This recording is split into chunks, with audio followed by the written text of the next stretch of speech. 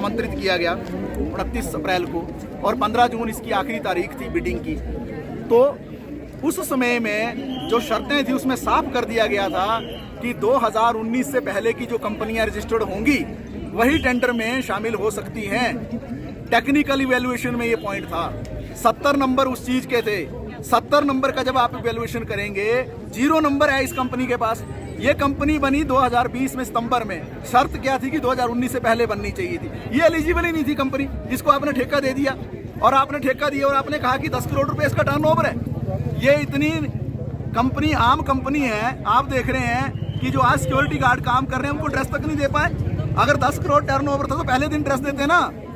ठेका चल रहा सिक्योर गार्ड का, वर्दी पहनी हुई है पुराने ठेकेदार की, रेनबो की, यानी पैसा भी नहीं है। क्या सोच रहे हैं कि 1 महीने के बाद जो पैसा आएगा उससे इनको वर्दी खरीद देंगे, जूते खरीद देंगे, ड्रेस खरीद देंगे, दूसरा चीज खरीद देंगे।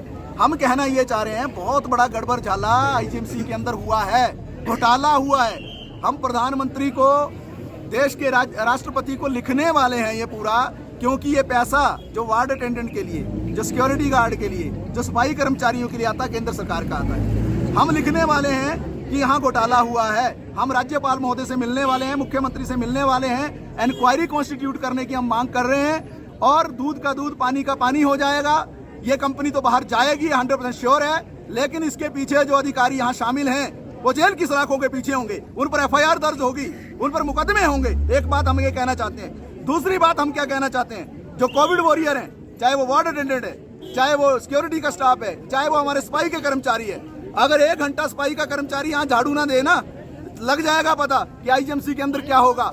लेकिन कोविड वॉरियर्स का शोषण किया इन्होंने। जिस समय में कोई जो है यहाँ टपकता नहीं था, कोई आता नहीं था, ये लोग थे जिन्होंने मरीजों की सेवा की, जो मुर्दे थे उनको उठाया, जिनकी जानें चली गई उनके परिवार को जो राहत दी। लेकिन आज जो उनको नौकरियों से बाहर कर दिया गया, एक तर्क देके दूसरा तर्क देके।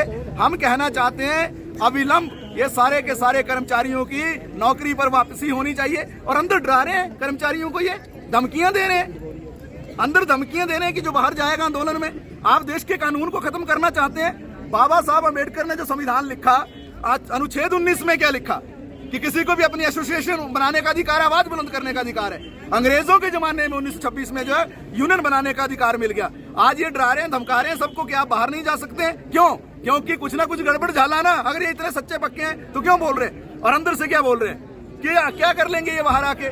चुपचाप ही तो बैठते हैं, आकर मौन प्रदर्शन करते हैं, शांत बैठते हैं। ये हमें उकसा रहे हैं। इनका काम था यहाँ अच्छी सेवा देना, पेशेंट को जो अच्छा सेवा उसकी करना, लेकिन हमें उकसा रहे हैं कि क्या कर लेंगे।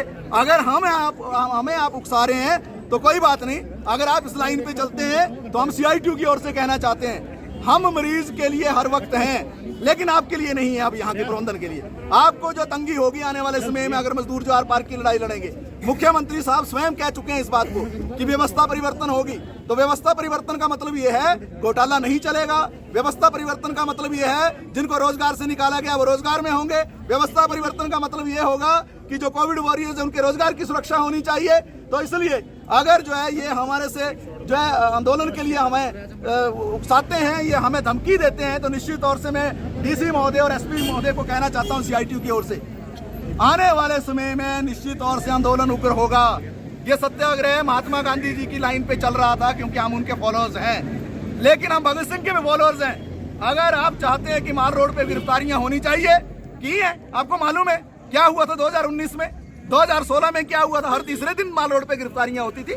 होगा आंदोलन ऐसा अगर ये मजबूर कर रहे हैं? गिरफ्तारियां यहाँ भी होंगी, चक्का जाम भी होंगे। अगर कूच करना पड़ेगा तो राजभवन भी जाएंगे, ओक ओवर भी जाएंगे, सेक्रेटरिएट भी जाएंगे, जहां जहां जाने की जरूरत पड़ेगी। हम एक निर्णायक आंदोलन जो शहर के अंदर खड़ा करने वाले हैं, जिसकी जिम्मेवारी जो है यहाँ के जो प्रशासन है, प्रबंधन है, उनकी होगी। मैं कहना चाहता हूँ DC साहब को और SP साहब को CITU की ओर से कि आप तुरंत हस्तक्षेप करें। आप देख रहे हैं ये गोद में बच्चा लेके, 2 महीने का बच्चा लेकर यहाँ आंदोलन में आप ऐसी स्थिति में ले आए। सरकार जो है, कहाँ केंद्र सरकार 2-2 साल की जो है मैटरनिटी लीव देती है, 6-6 महीने की लीव जो है सरकार देती है, और इनको रोजगार से आपने निकाल दिया। इनके पति हैं पीछे, 3 ऑपरेशन 1 महीने के अंदर हुए। आप इतने संवेदनहीन हो गए यहाँ राजनीति के चक्कर में, क्योंकि आपको प्रॉब्लम थी, आपको पुराने MS से प्रॉब्लम थी, आप उनसे लड़ते, ये नए वाले MS। आप जो है कर्मचारियों के साथ क्यों राजनीति कर रहे हैं, उनसे क्यों बदला ले रहे हैं, उनके अधिकारों को क्यों कुचल रहे हैं, आप कोविड वॉरियर्स को क्यों तंग कर रहे हैं, आप उनका रोजगार क्यों छीन रहे हैं। तो निश्चित तौर से आंदोलन अब उग्र होने वाला है। ये जो अंदर बैठे हुए हैं, जो बोलते हैं ना कि कुछ नहीं होगा, सिर्फ जो है मौन प्रदर्शन होंगे, CITU के बारे में हिमाचल प्रदेश का एक एक व्यक्ति जानता है।